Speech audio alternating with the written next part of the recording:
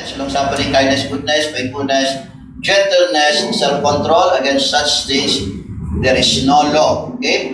Mananalangin po ako, Diyos na magkapangyarihan sa lahat, aking Diyos na buhay, patawarin mo po ako kung may kasalanan man ako. Dalahin po sa inyo, at ako'y paspasan ninyo, give me wisdom and knowledge, anoint me, O God. In the name of Jesus Christ, I pray. Amen. Okay, pwede na po tayong mupo.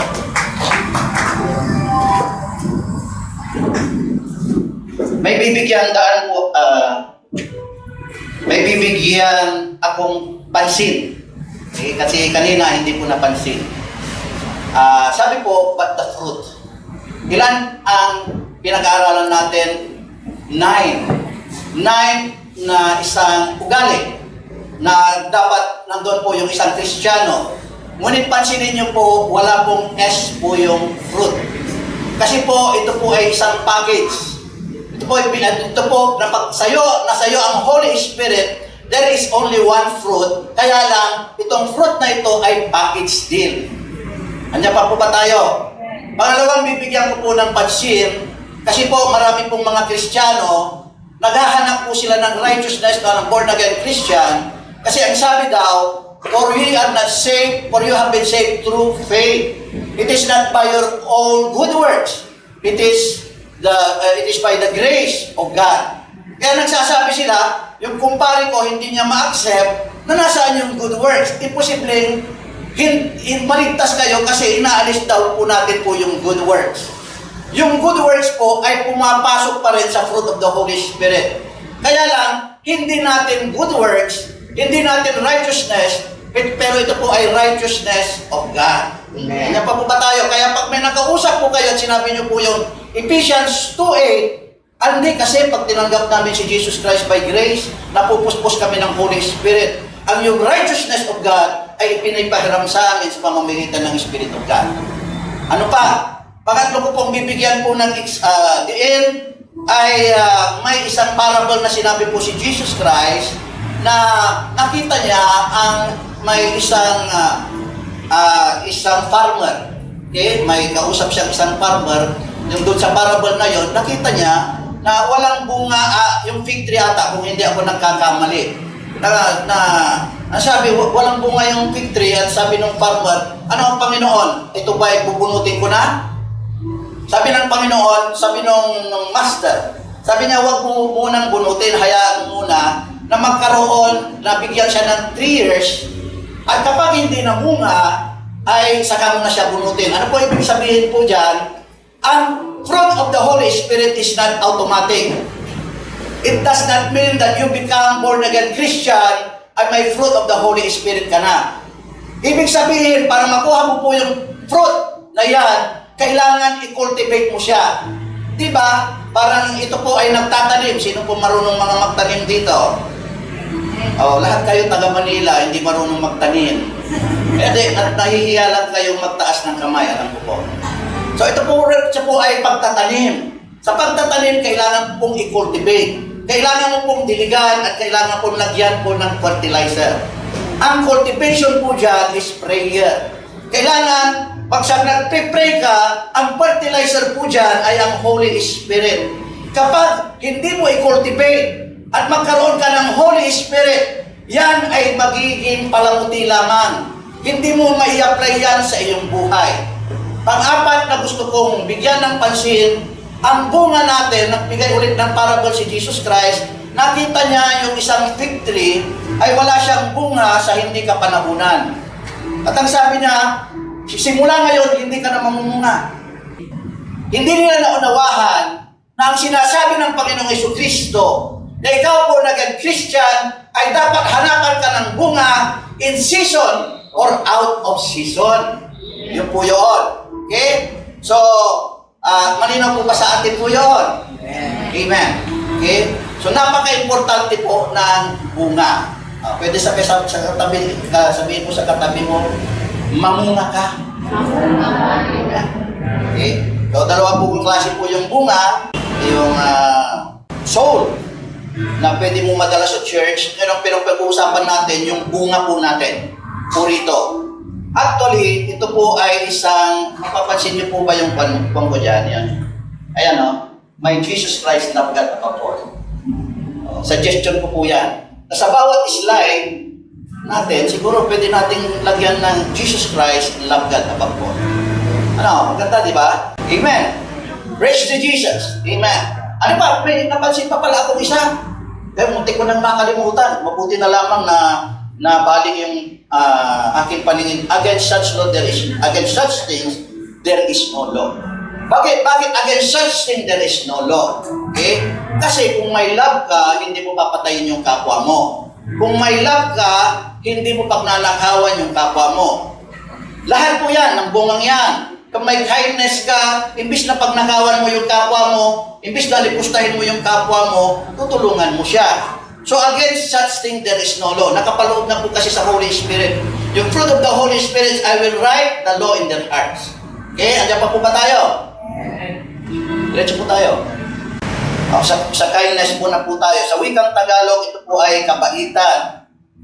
Sa wikang Grego, ito ay Christotes. Greek word, o ito ay tulad din ng gentleness. Or from root word, helpfulness. Ito ay matulungin, kindness. Okay, matulungin. May maraming example po sa Bible of people who are kind. Ngunit naglagay po lang ako ng tatlo na kind people na pamilyar po sa atin. Ang unang tao po ay si Nicodemus at saka si Joseph of Arimathea. Si Nicodemus at saka si Joseph of Arimathea ay sila yung kumuha ng katawan ng ating Panginoong Jesucristo. Una si Nicodemus yung lumapit sa Panginoong Jesucristo at night.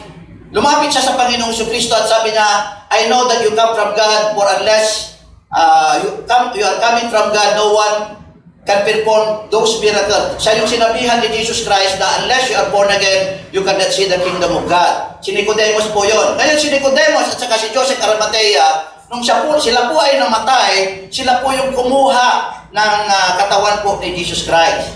Sa panahon po ng yun, kapag na-identify ka nila na ikaw ay kasama mo si Jesus Christ, ikaw ay maaaring patayin. Ikaw ay maaaring kutsain, ikaw ay maaaring mapahamak, o ikaw maaaring nilang hiyain. Hindi na po tayo lalayo si Peter, nung na-identify niya siya kay Jesus Christ, si Peter dahil sa takot niya, i-deny niya si Jesus Christ ng 3 times.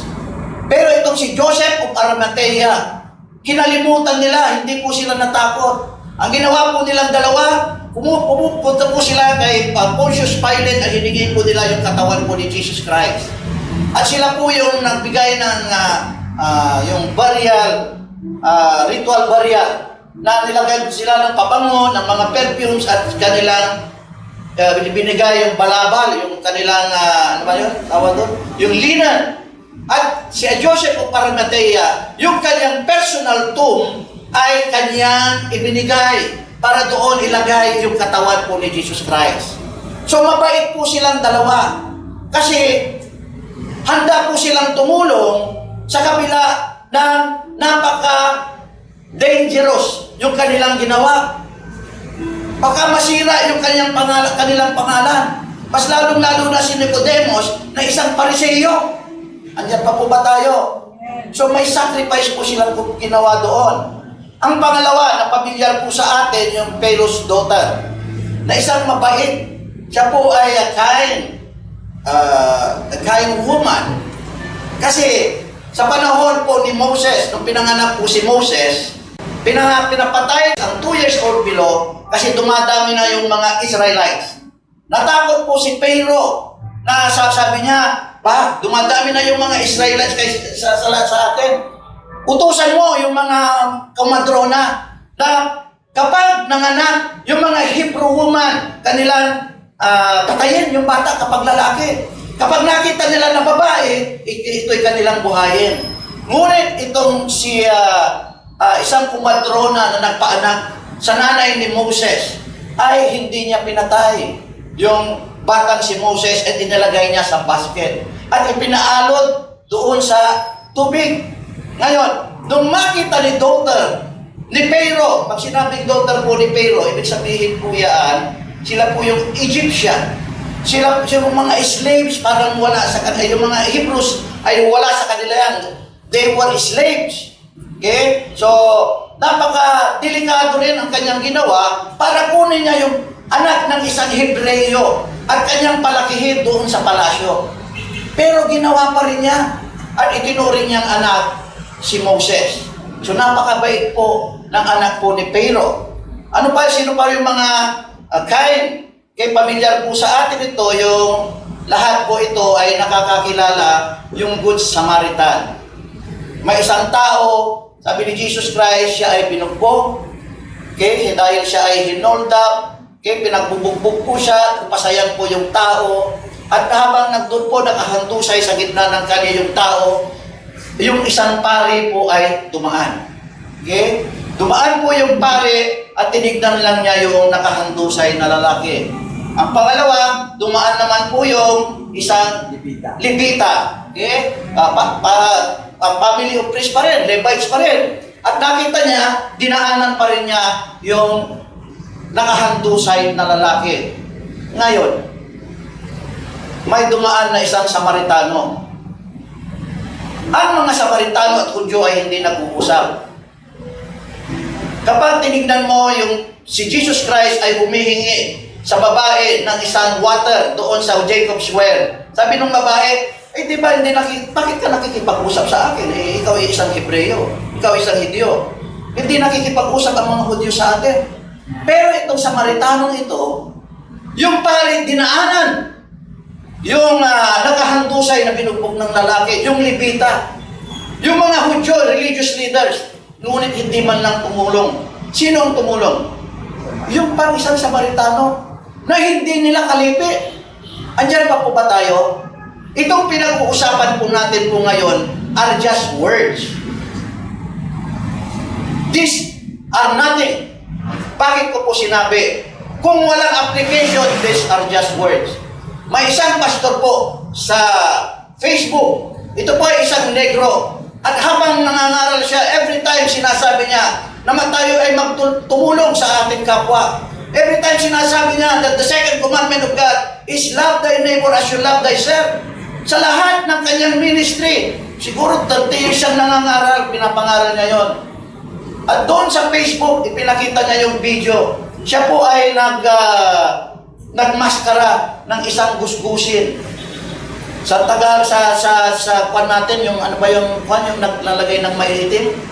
Grasa. Taong grasa, parang nagtaong grasa siya.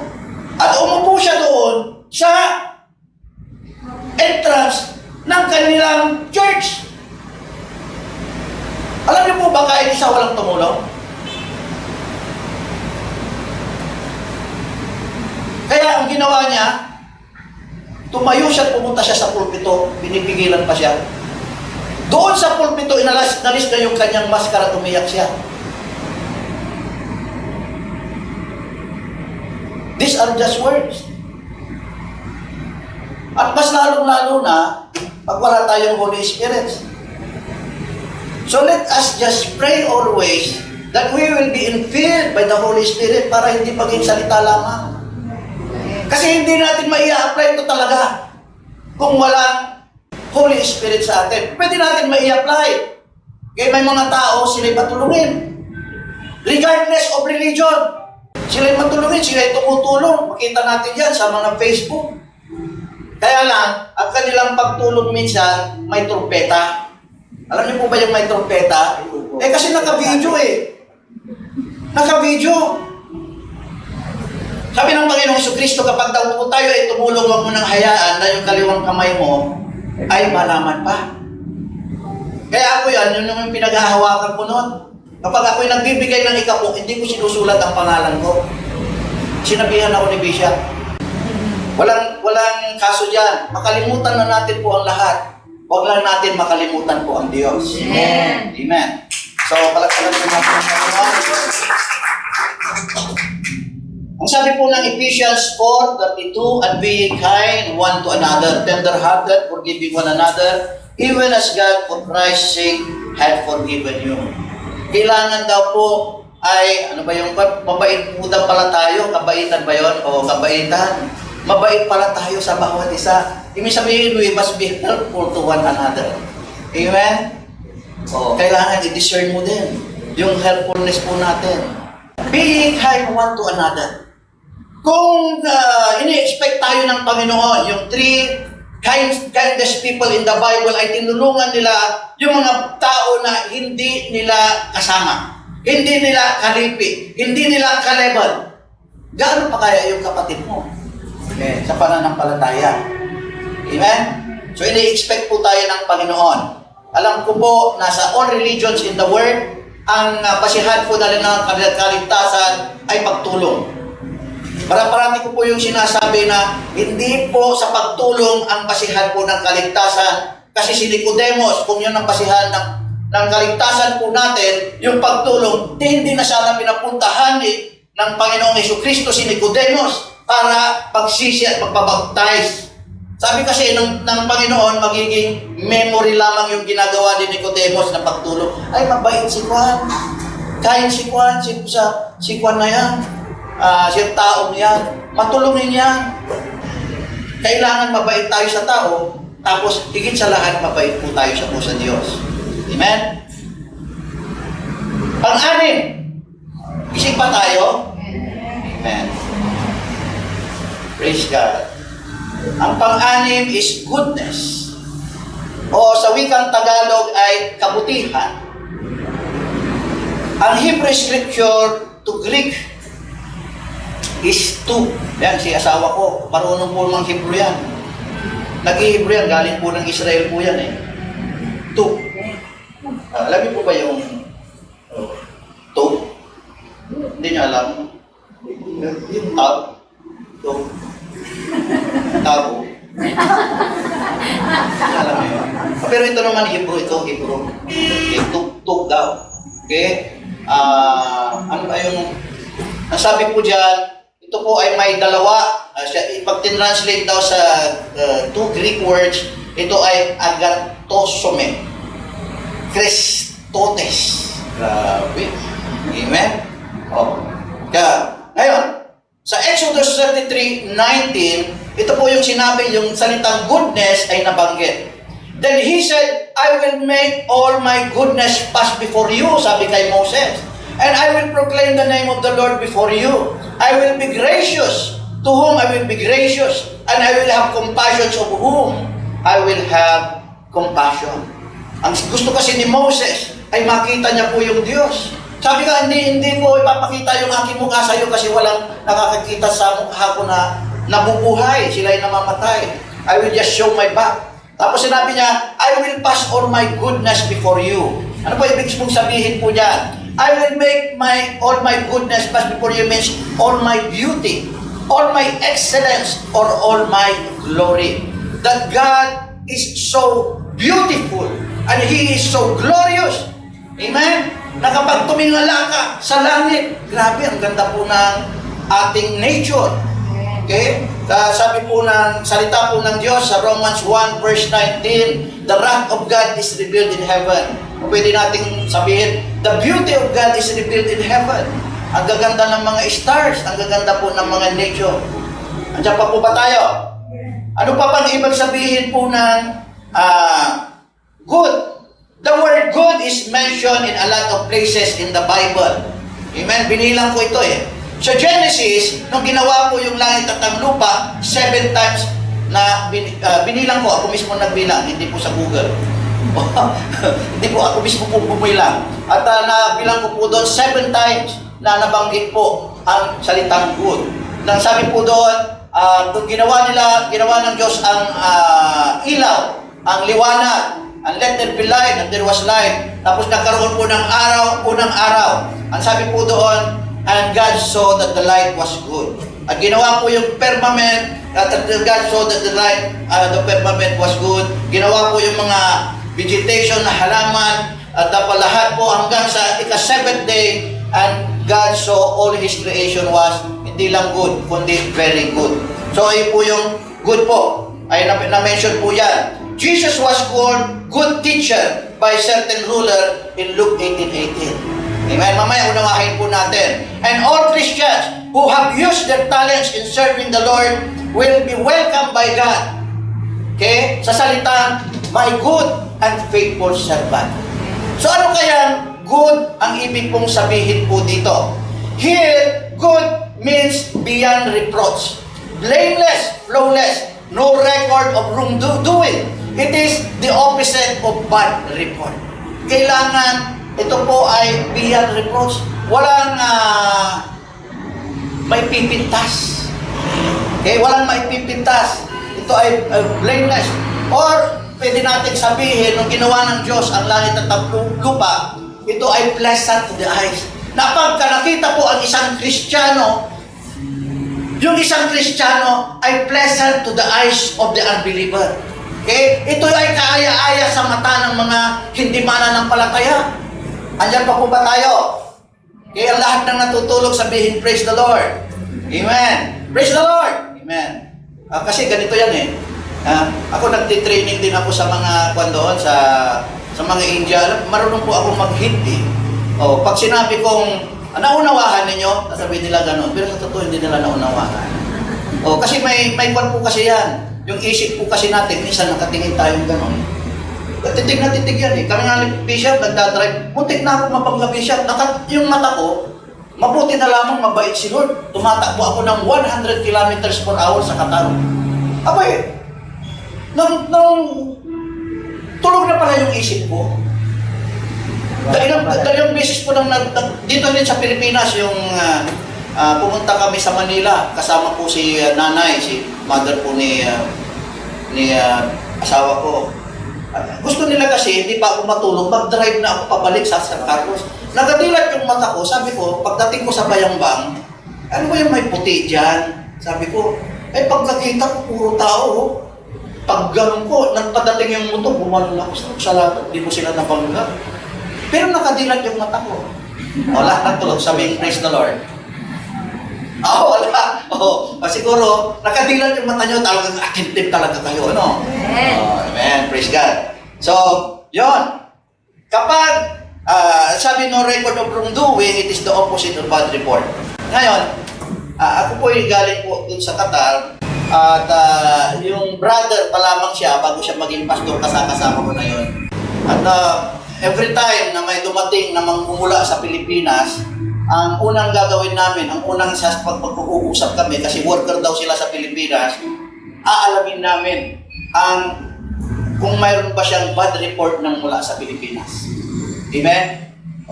Kasi kung kailangan po ang servant of God is of good report. Siguro naman, pag tinanong ako, yan ba si Pastor Alex, good report yan? Kapag tinanong ako kay Bishop, siguro naman good report. Kapag tinanong ako doon sa pastor doon, ay 100% good report. Kasi doon nagpaalam ako sa kanya, tuwan-tuwa pa siya. So, kailangan Christians should be of good report. Amen? Tapos na. Anong conclusion ko? Hindi ko sinula. Tumiksik lang sa isip ko kanina, Ephesians 5:27. Okay? And He, Jesus Christ, will present the church to Himself, blameless, spotless, and without wrinkles. Ngayon, kapag nag-present, sa presentation, kailangan parati ng second party, di ba? Pansinin nyo, and He, Jesus Christ, will present the church to Himself. The first party will present the church to the first party. Nakuha nyo? Kasi teaching of one God yan.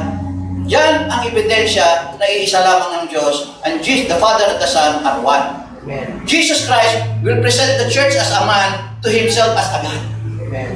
Kaya lang yung church, it must be spotless, it must be blameless, and it must be without wrinkles. Nagkakamali tayo.